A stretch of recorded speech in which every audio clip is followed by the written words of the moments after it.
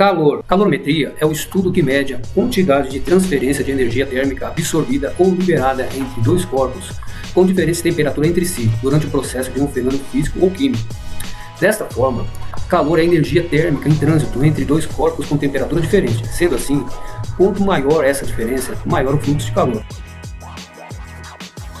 Para que houvesse entendimento entre os vários países, foi elaborada uma padronização de unidades de medida denominadas medidas padrão. Esse grupo de unidade foi nomeado Sistema Internacional de Unidade.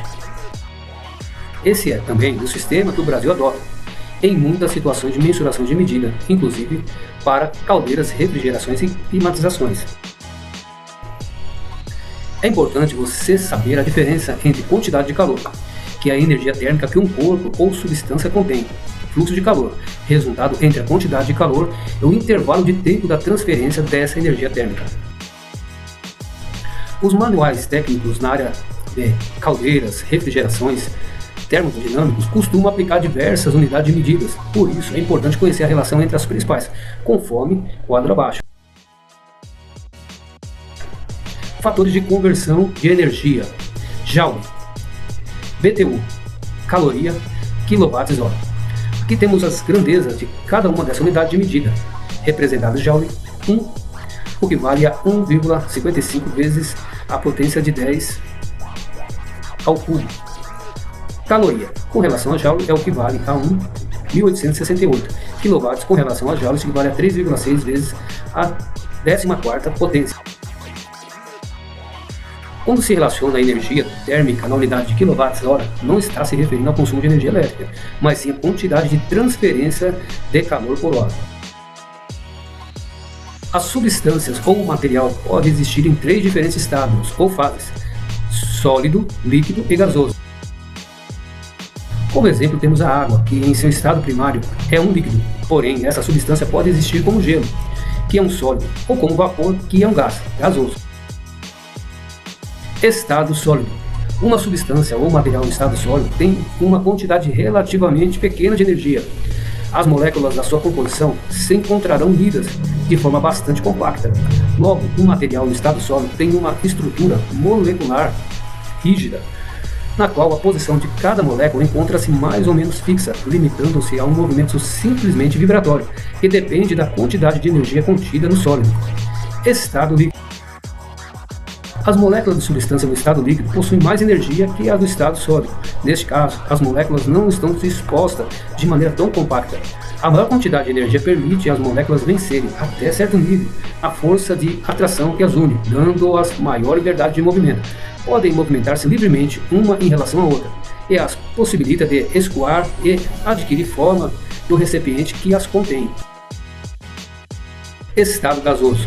As moléculas de uma substância no estado gasoso possuem uma quantidade de energia ainda maior que as de um material no estado líquido. Possuem energia suficiente para vencer todas as forças de atração. Elas se movimentam em velocidade elevadas, colidindo entre si e com as paredes do recipiente em que estão confinadas. Seu recipiente tem que ser lacrado ou fechado para impedir que escape de estado. Muitas substâncias sob condição de temperatura e pressão ideais podem existir em qualquer estado físico. A quantidade de energia contida nas moléculas de determinado material ou substância determina não somente a temperatura, como também qual dos 3 estados físicos apresentará em um momento particular. Ou seja, a adição ou remoção de energia térmica, calor, pode produzir uma mudança no estado físico da substância. Vamos ver a figura abaixo. Estado da matéria: gasoso, líquido, sólido. Processo. Estado líquido, quando é transformado no estado gasoso, ocorre uma evaporação. Quando do estado gasoso para o líquido, ocorre uma condensação. Quando do estado gasoso para o sólido, ocorre uma ressublimação. Quando do sólido diretamente para o gasoso, uma sublimação. Quando do sólido para o líquido, vai acontecer uma fusão. Quando do líquido para o sólido, solidificação. A lei zero da termodinâmica determina como é processada a troca de energia térmica entre os corpos, seja líquidos ou gasosos. Essa troca tem como finalidade a busca do equilíbrio térmico. Veja a seguir os conceitos de calor sensível e latente, importante para o ciclo de refrigeração, caldeira, produção de vapor e também para outras teorias da termodinâmica como climatização. Calor sensível, também chamado de calor específico, é definido como sendo o processo onde ocorre a variação de temperatura de uma substância ou corpus, sem que haja mudança em seu estado físico. diferente do processo que ocorre com o calor latente, que provoca a mudança física. Um exemplo de aplicação desse processo na área de vapor é o aumento da temperatura do recipiente, ambiente em que se encontra o equipamento, utilizado para a produção de vapor, sem que haja mudança no estado físico dos corpos que lá estão. Calor latente. Calor latente é a grandeza física relacionada à quantidade de calor que uma unidade de massa de uma determinada substância deve perder ou receber para que ocorra sua mudança de estado físico. Pode-se citar como exemplo a mudança física de um bloco de gelo, de uma tora de madeira, de um volume, por exemplo, para que haja essa transformação em calor, onde deve receber uma certa quantidade de calor para mudar o estado físico.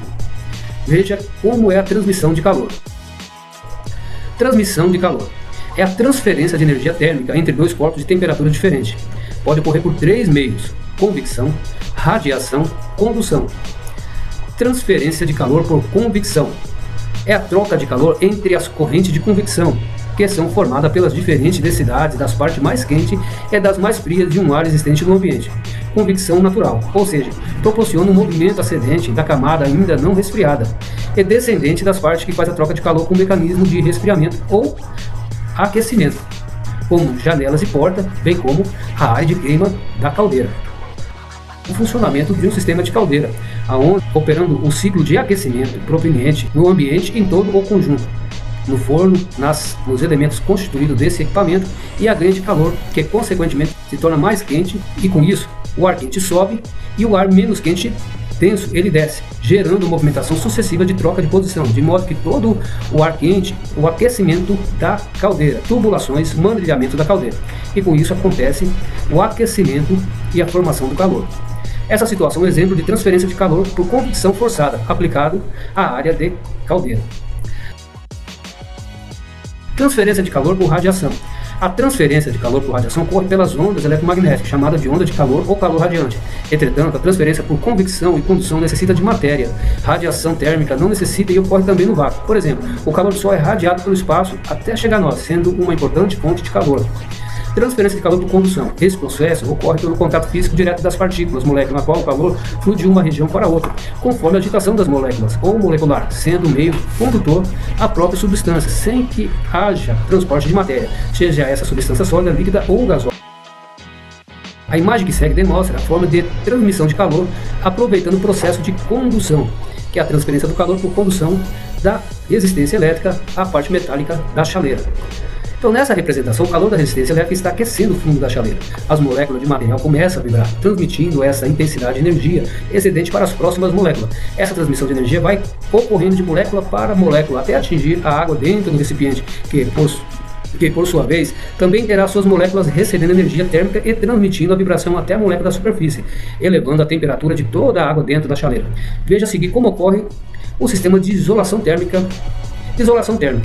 Para que o processo de aquecimento da caldeira seja eficiente, qualquer espaço, ambiente ou a tubulação necessita de isolamento para evitar a entrada de ar frio ou troca de energia térmica com meio de temperatura menos elevada.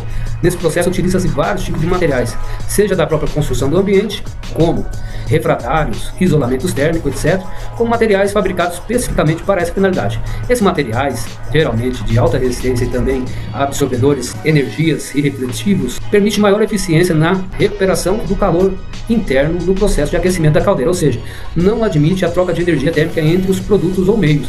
São fabricados com materiais refratários geralmente e de alta resistência a altas temperaturas. Temperatura é a grandeza física utilizada para caracterizar o estado térmico de um sistema ou corpo. Esta temperatura pode definir fisicamente se um corpo está frio ou quente, dependendo da agitação molecular da substância. Aqui você tem ar-condicionado, mas se você deixar a porta do jardim aberta, vai entrar calor. Vamos fechar. Não se incomode, já tentei fechar, mas foi impossível. Por quê? Outro dia fazia frio e ficamos aqui com a porta fechada. Mas cada vez que faz calor, alguma coisa acontece e não consigo fechar. Será que tem algo a ver com o fato de ela ser de metal? Pode ser, é estranho.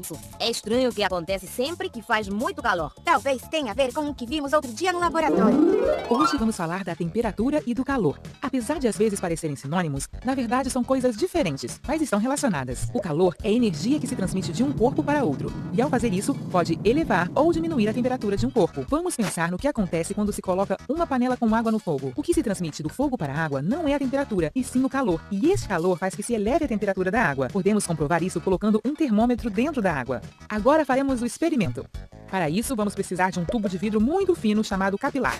2 recipientes com água em temperaturas diferentes e um pouco de massa. Primeiro devemos submergir uma parte do capilar na água e manter uma pequena gota no seu interior, o mais perto possível do centro, de maneira que a gota de água fique entre espaços de ar. Depois, em um dos extremos do capilar e com muito cuidado, colocaremos a massa para que a borda fique lacrada. Se fizermos isso, teremos um espaço de ar e depois a gota de água. Logo depois, vamos submergir o capilar do lado que está lacrado nos diferentes recipientes com água e observaremos o que acontece. É claro, e como o gás expande, faz que a gota se mexa para o outro extremo. Pelo contrário, quando submergimos o capilar em água fria, o gás que forma o ar se comprime e faz que a gota se aproxime do extremo no qual está a massa. Com nosso experimento de hoje, fizemos um termômetro caseiro. Um termômetro.